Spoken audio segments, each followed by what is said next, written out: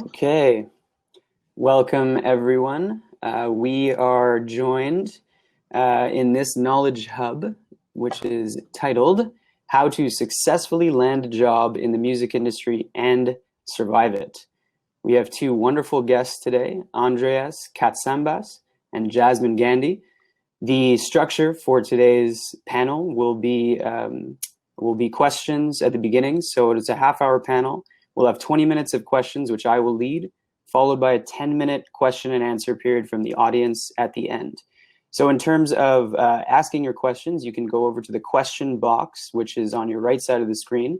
Type your question in there, and then in the last 10 minutes of the presentation, I will ask the audience if you'd care to read your question live, in which case you will go on stage and have the chance to present your question to the panelists over webcam. If you don't feel comfortable with that, I will ask the question myself. So without further ado, I will kick it off. So just by way of short introduction, Andreas Katsambas. Andreas is the founder and CEO of The End Records, a label which ran from 1998 to 2016.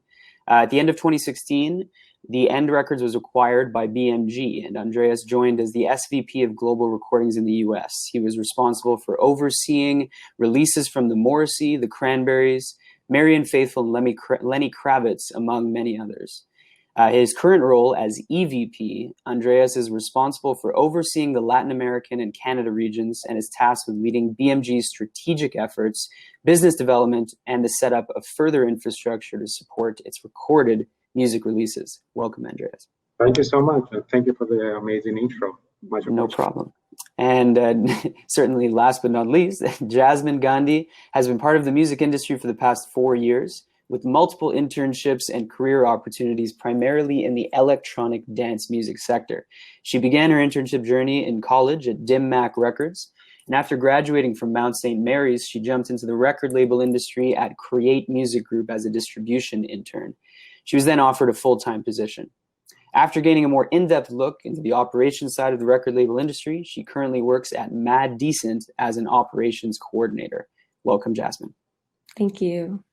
So to kick it off, I will be directing my first question to Jazmine.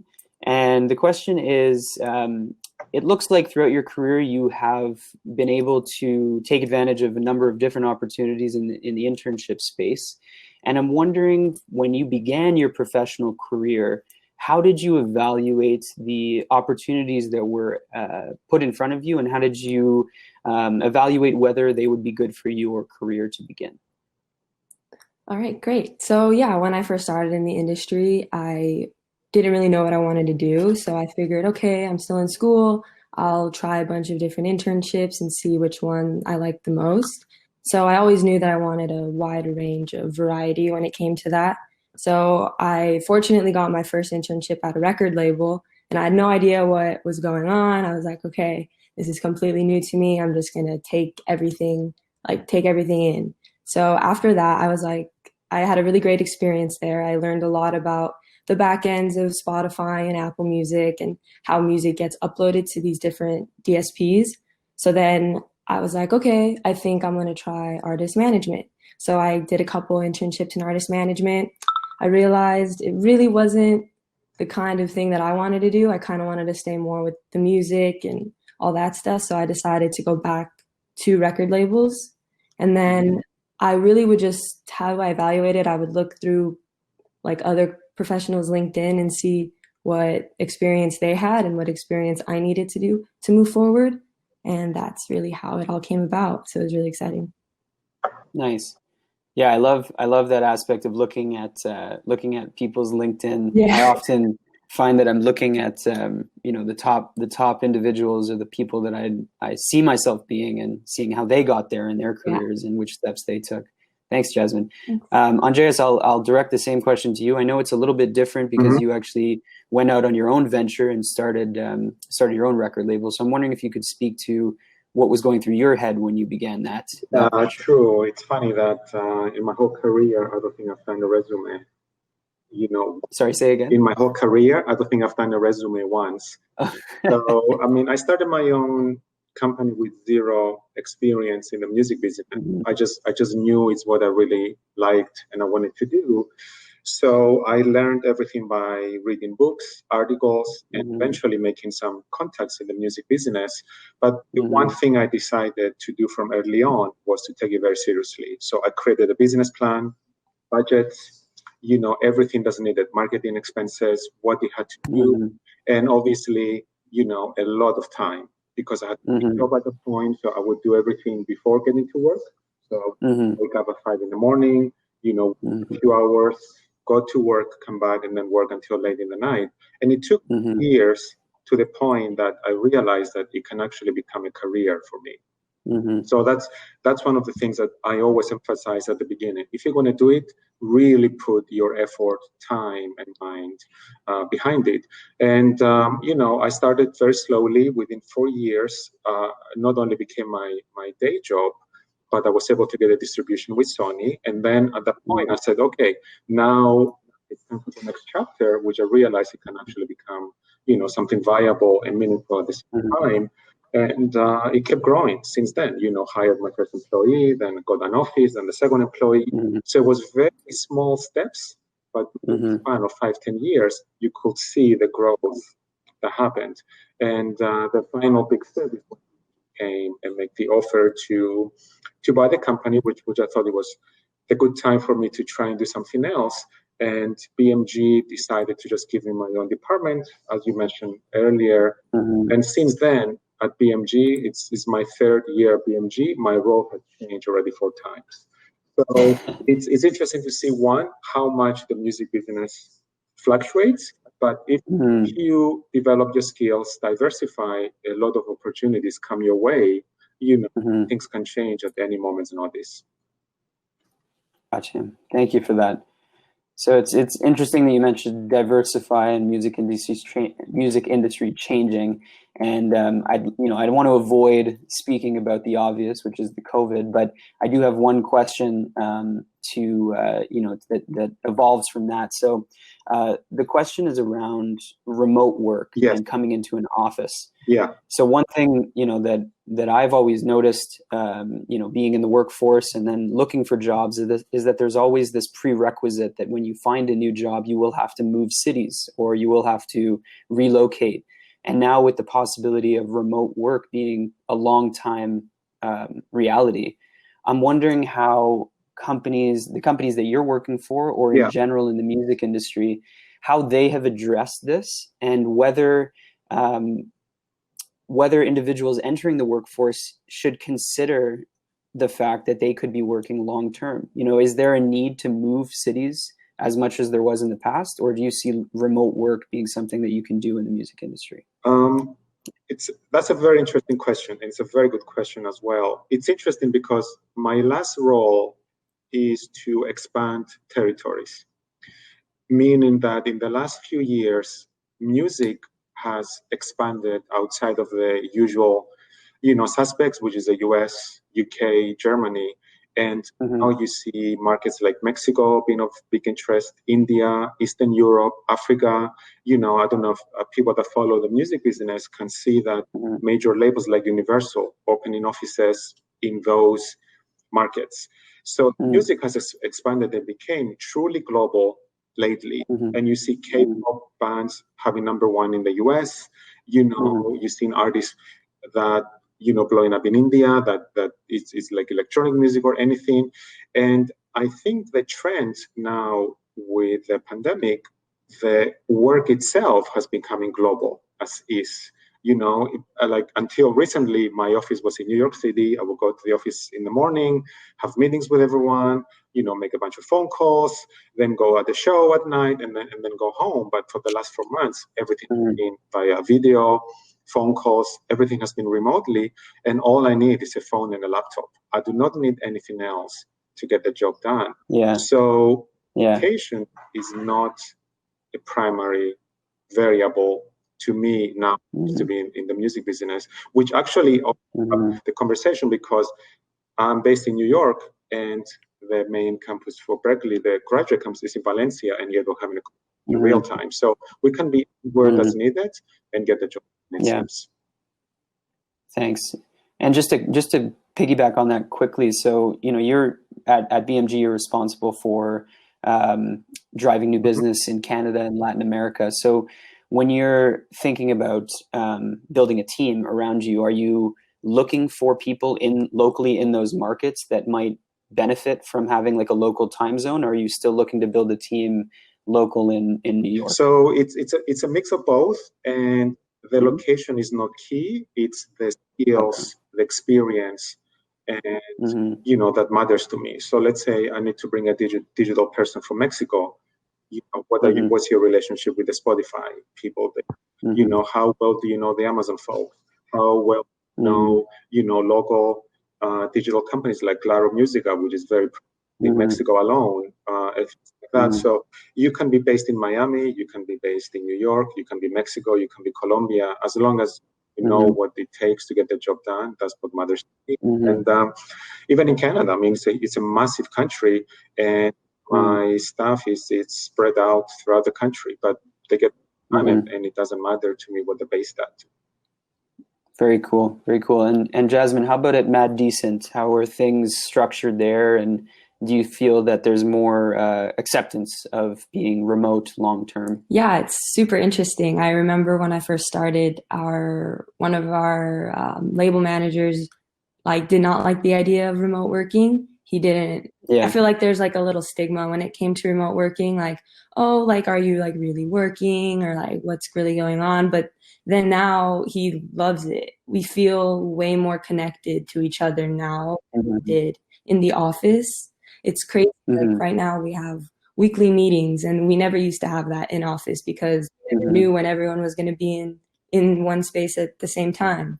So I just feel like remote working has opened up the possibility for jobs. And because I remember when I was first applying to jobs, there were jobs that I was like, oh, like I would love to do this, but I have to move to New York, or I have to move somewhere else. So, but now I feel like it's just, the playing field is wide open. Like if you have the skills, if you have the passion and the drive, then you could really just do any job you want.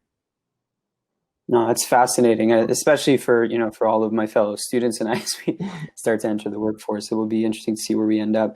So building off of that just a little bit, I'm wondering if either of you could talk to maybe how specific roles within each of your organizations have changed or updated following this need for remote work, or this need for maybe an expert in live streaming. Obviously the industry is going through quite a shock right now. So I'm wondering what changes you have seen specifically at the roles level within your companies as a response to this pandemic. Yeah, that's a very good point.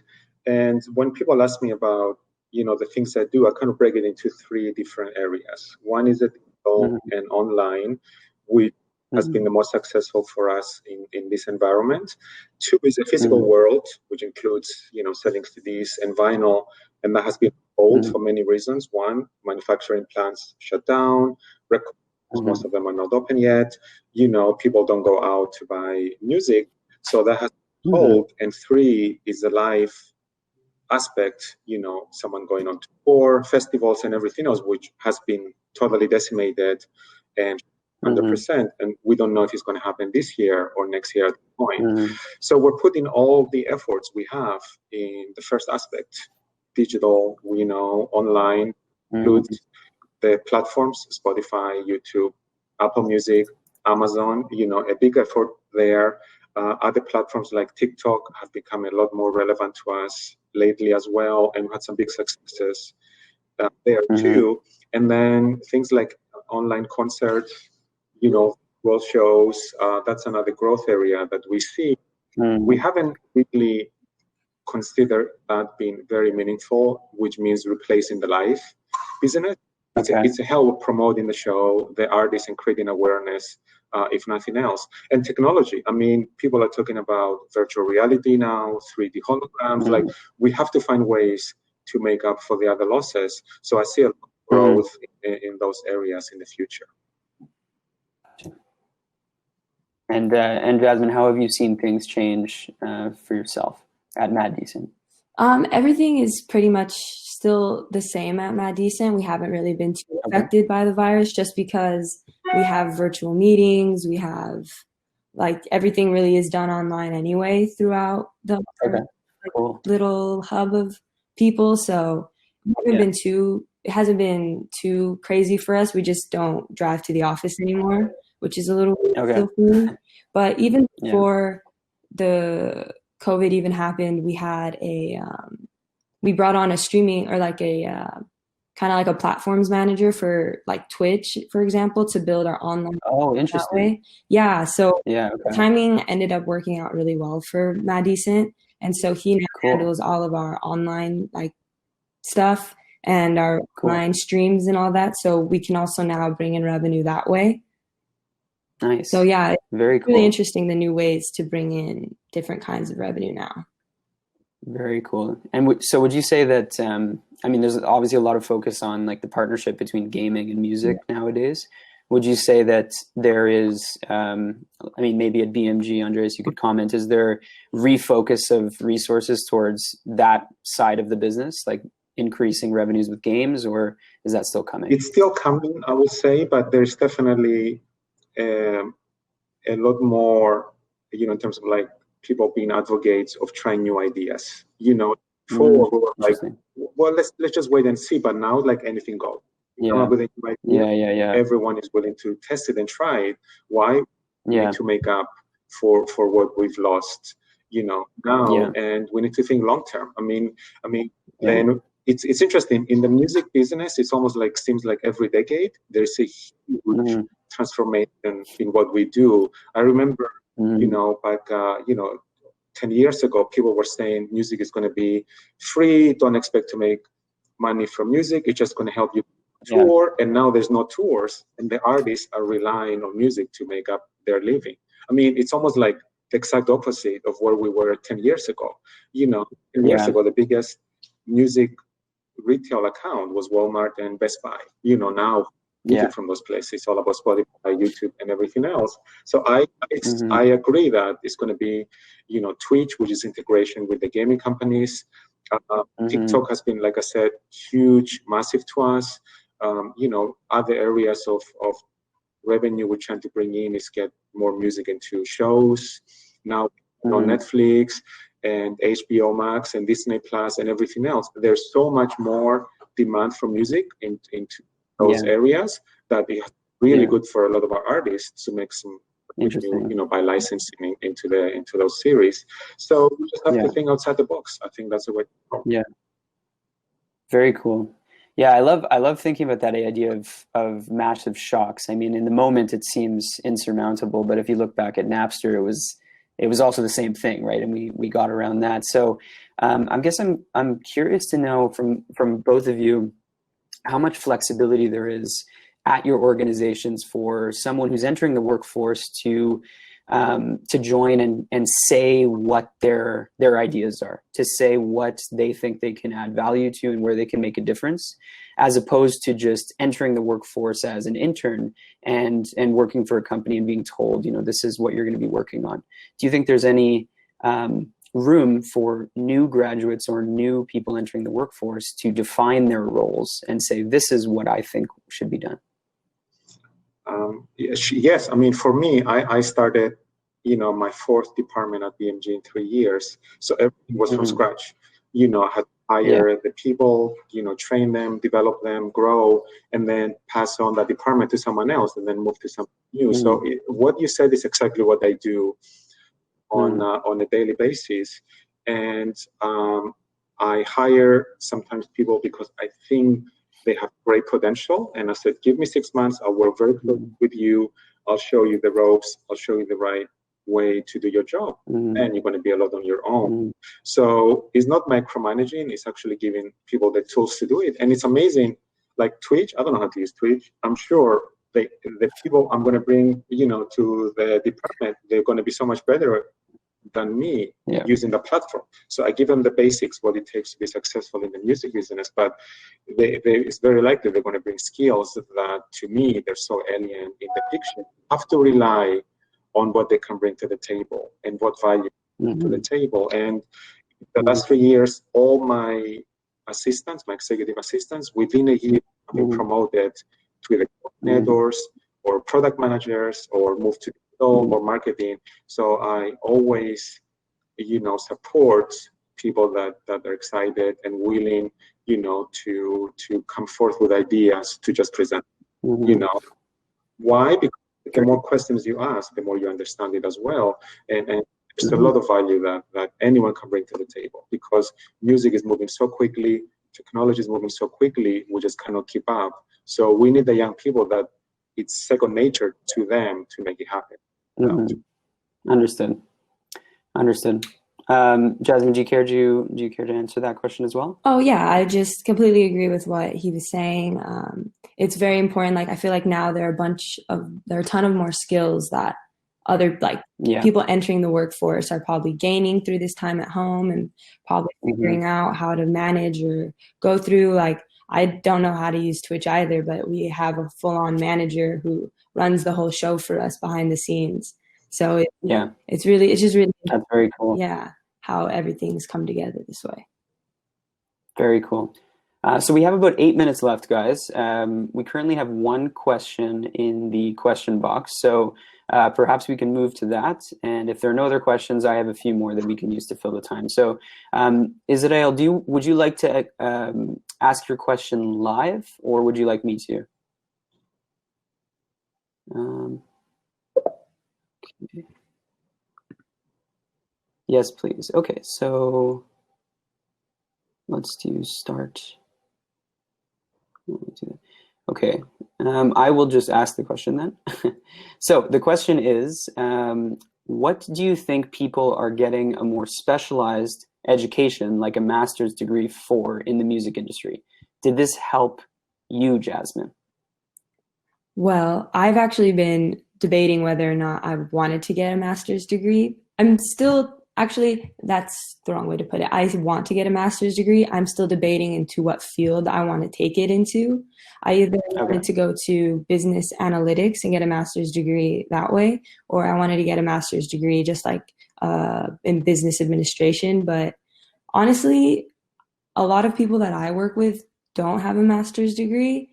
And in a lot of professional resumes that I've seen, or like on LinkedIn, I don't see master's degrees in their section. So sometimes I always wonder if, like, what kind of, even I actually have that same question, Israel. I really also wonder what kind of specialty master degree that people would need. It has been a question that has come into my mind a couple of times, because I'm in like my mid-20s, so I feel like I should be getting a master's degree at some point, because everyone has a bachelor's degree now. So maybe Andreas can answer it better than I can. Yeah, of course. So for the last job, it was it wasn't a senior position. It was like a junior position with 1 year experience. I got 250 resumes, that I had to review. So the degree, the skills, the know-how was very, very key. But then also during the interview, how that person presented was very key as well. And I ended up hiring someone from Berkeley, from the Valencia campus. And reason being, it wasn't just what was on the resume, but the person, through, I think, the master's degree, was able to provide really great answers, which I was impressed, but it was very presentable at the same time. Very professional, followed up with a thank you note, very presentable as well. So I think moving to the next step and getting a graduate degree really helps you get above and beyond other candidates, to be honest. So I think it's a great experience, besides just learning, but also kind of like an overall presentation. It really, really makes a big difference. Great, thank you. So we'll move on to Henrique's question. And her question is, what is your best tip for graduate students entering the job market? All right. Maybe Andreas, you can take it first. Yes. Well, one, you have to be patient, because, again, we're going through another interesting times. Not just in the music business, but on a global scale. There's some uncertainties, there's a bit of anxiety. I know some companies have put things on pause until, they figure things out. So just be patient. 2, keep educating yourself, learning, But 3, networking is super key into what you do. And you might not be able to get out there, visit people in person, but the end goal is to make, you know, acquaintances and make connections. LinkedIn is my favorite platform for that, to be honest. But there's Instagram, there's Facebook, there's Twitter, you know, and I also recommend, don't just go to your close friends, you know, to do that. Get a bit outside of your circle, because you have no idea what opportunity is going to come forth, you know, to make it happen. And you can be very successful in the music business by also connecting with something in technology. You know, a lot of the tools we use now, from analytics to marketing to campaigns and everything else, is all technology based. So you might be able to find something that you really like, that it may not just be at the music label. It can be something, you know, supporting that can be very meaningful and exciting. And 2, be very open-minded, because things can change on a daily basis. If you don't find the opportunity that you want right now, don't get discouraged. Something's going to pop up in the near future, but always try and move forward. You know, take the next step, move forward, learn something, educate yourself, make a connection, and it's baby steps, you know, and then before you realize, you may end up being exactly where you wanted to be. Great advice. Jazmine, your thoughts? I couldn't have said it better myself. Connecting is huge. I think that's one of the most important things in this industry. It's all about talking. It's all about meeting other people. And also, I just feel like it's confidence. I always felt like, oh, like maybe I didn't do enough internships in the past, or maybe I could have done more, but you work so hard. You know what you want to do. You're in this college for a reason. You're in this, you're in this major for a reason. So just take it like as it is. I mean, we're working so hard, so you deserve any job that comes your way. Great advice. Well, that brings us to the end of our session. I'm not sure if we have any additional time. There was one extra question, but it looks like we are out. So thank you so much for your time, and thank you all to the organizers of this conference. I think this is amazing that you've been able to put this together. And again, thank you so much to you, Jazmine and Andreas, for your time. Likewise, thanks to you as well for putting this together. And if anyone has any question, feel free to have them reach out to me at any point. It's never a problem. Sure. Sounds great. Thanks so much, everyone. All right. Thanks so much. Bye-bye.